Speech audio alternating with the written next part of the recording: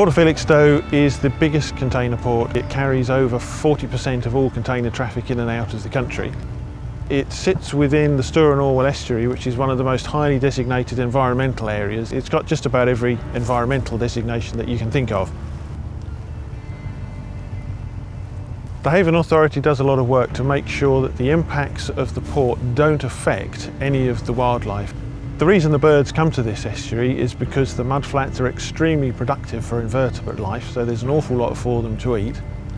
What you would see visiting the estuary in particular are wading birds. Some of those include avocet, which of course is the emblem of the RSPB, which at one time was highly threatened and is now doing very well.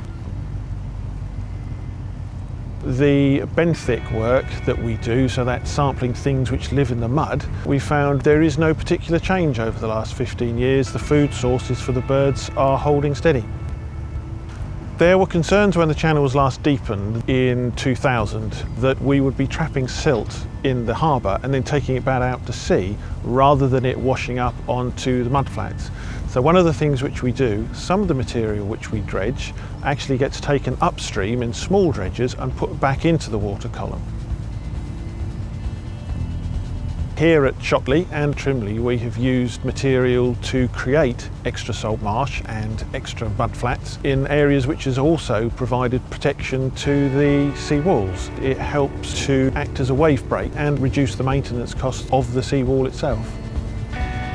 The Haven Authority is a part of the Stour and Orwell Estuary Management Group, which is a group of many organisations which come together to look at the sustainable use of the estuary.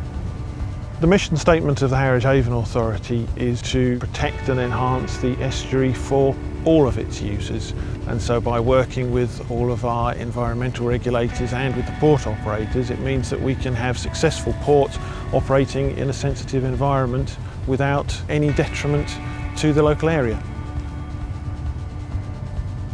I've lived here all my life. I'm an old Harwich boy. In fact, I'm the 6th generation of my family to work on the port in Harwich.